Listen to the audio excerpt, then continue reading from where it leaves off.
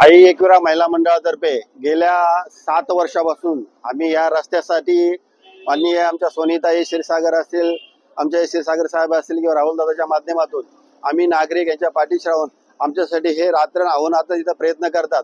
आज त्या रस्त्याची अवस्था बघितली तर अत्यंत एवढी बिकट अवस्था त्या रस्त्याची आहे।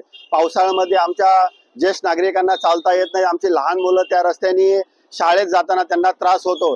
गेल्या 7 वर्षापासून आम्ही ह्या रस्त्यासाठी लढा देत आहोत। गेल्या 2 वर्षापूर्वी पण आम्ही असंच आंदोलन केलं होतं, महिला मंडळाच्या माध्यमातून नागरिकांनी आंदोलन केलं होतं। पण त्यावेळेचे डांगळे भाऊसाहेब कार्यक्रम त्यांनी आम्हाला 4 महिन्याचा अवधी दिला होता की 4 महिन्यात पावसाळा गेल्याच्या नंतर की तुमचा रस्ता आम्ही डांबरीकरण करून देऊ। पण आतापर्यंत त्या रस्त्यावरती कोणी आला नाही, पाहिला नाही आणि आमच्या नागरिकांचे हाल जे आहेत ते आतुरात होतात आणि आम्ही वारंवार पत्र देऊन पण महानगरपालिका ऐकत नाही। म्हणून आम्ही आज महानगरपालिकेचा श्राद्ध घातलेला आहे। इथून पुढे तुमच्या माध्यमातून एक महापालिकेला इशारा देतो, जर का समजा आता अधिकाऱ्यांशी आम्ही भेटणार आहोतच, 4 महिन्याचा अवधी असो काय तो आम्ही शांत बघू। त्याच्यानंतर बलंग रोड आम्ही नागरिक आणि महिला मंडळाच्या वतीने पूर्ण जाम केल्याशिवाय राहणार नाही, हे तुमच्यासमोर मी ग्वाही देतो।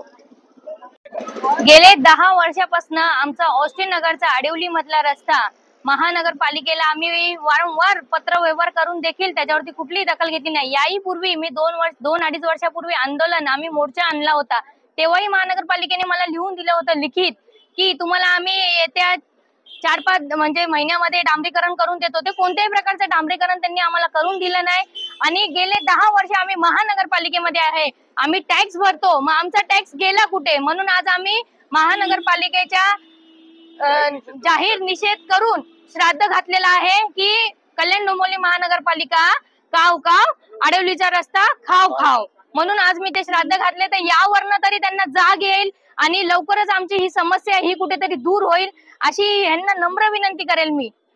कित्येक वर्षापासून पेंडिंग आहे ते काम तरी होत नाही। लहान मुलं शाळेकरी, पावसाळ्यात तर भयानक परिस्थिती असते, लहान मुलं येतात जातात, तिथे तुम्ही बघू शकता त्यांना त्याच्यातनच वावर करावा लागतो आणि कित्येक महिलांचे ऍक्सिडेंट होतात, पुरुषांचे ऍक्सिडेंट होतात। आणि हीच व्हिडिओ बघा तुम्ही आडिवली मधली, वारंवार आम्ही किती महानगरपालिका, मग कसं आम्ही टॅक्स भरून सुद्धा आम्हाला कोणत्याही प्रकारची सुविधा दिलेली नाहीये महानगरपालिकेने। ना पाणी आहे, ना गटार आहे, ना रस्ता आहे, काय करायचं काय? आम्ही जायचं कोणाकडे? आम्ही दिसतं टॅक्स भरतो ना, नाही भरलं तर बाकी ठिकाणी बरोबर येतात वसुली करायला, दंड त्यांचा पूर्ण काय असेल ते सगळं वसूल करतात। यानंतर काही शब्द घालून झालंय, तुम्ही अधिकाऱ्यांची काही? आता अधिकाऱ्यांची आम्ही भेट घेणारच आहे, त्यांनी बोलवलंच आहे, भेटूयात, जाऊन बघूयात काय म्हणतात अधिकारी। आता तुम्हाला आंदोलन करावं लागतं?